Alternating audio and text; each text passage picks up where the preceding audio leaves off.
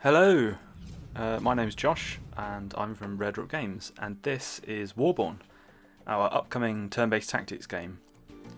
Now, WARBORN sees you take command of a strike force of giant mechanised units known as variable armour. So I thought I'd just talk a little bit about the game as I play through this first mission from WARBORN's campaign. As you can see here, the battlefields in WARBORN are made up of hexagonal tiles. These tiles have different terrain, different properties, and these are some of the things you want to take into account as you move your units around the map. Here I'm just demonstrating the movement range for this unit, and now I'm just going to move this unit over here, this Novus, to capture this refinery structure, which is the current mission objective.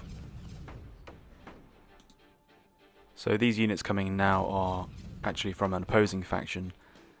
There are 4 playable factions in the game and a couple of non-playable enemy factions as well.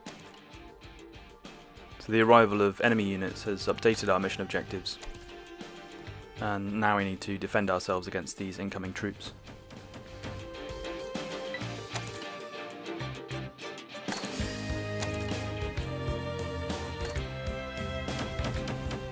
We've got 2 different types of variable armour here, the Havoc and the Novus. The Havoc is the most basic type of variable armour. It's quite a good all-rounder and it can capture structures. And the Novus is similar, but it has slightly better armour and an ability to lower the enemy armour rating. So it actually inflicts a status effect, which is kind of one of the RPG elements that is present in WARBORN. Although it's a tactics game, it does kind of have some strategy and RPG elements thrown in as well.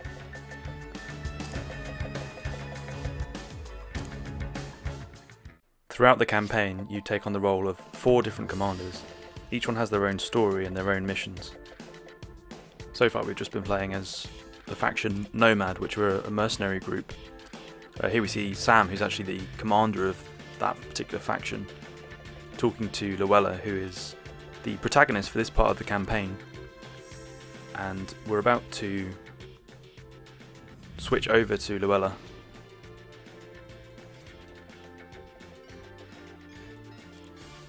So she brings with her own personal variable armour, and these are kind of hero units that each of the different commanders have. Each of the 4 commanders have their own variable armour that they can call in, and these are much more powerful than the mass-produced varieties.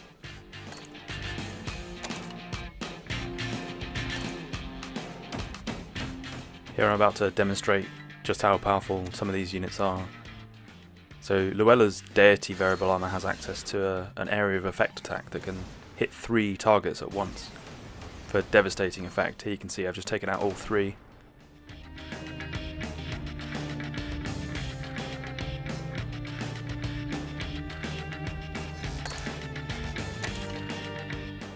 And now I'm going to move some of my other troops up to engage the remaining enemy forces.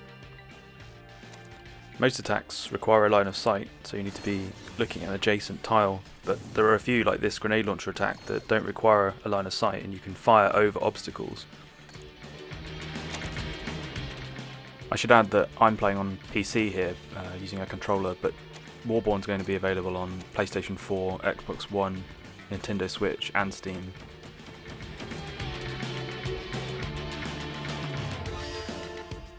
So as we've already seen quite a bit, when you use an attack, the hex map actually explodes away and there's a seamless transition to the battle sequence before coming back into the map overview. Here you can see the Novus inflicting a status effect, the one I mentioned earlier actually, which is armor down. So that actually reduces the armor rating for my unit there, and it's now more susceptible to attack. There are a wide variety of status effects like this, both positive and negative, that you can use tactically as you play. Unfortunately, there's just not enough time to go into every detail about WARBORN in this video. I hope you've enjoyed this glimpse into the gameplay and a look at the first mission in the campaign.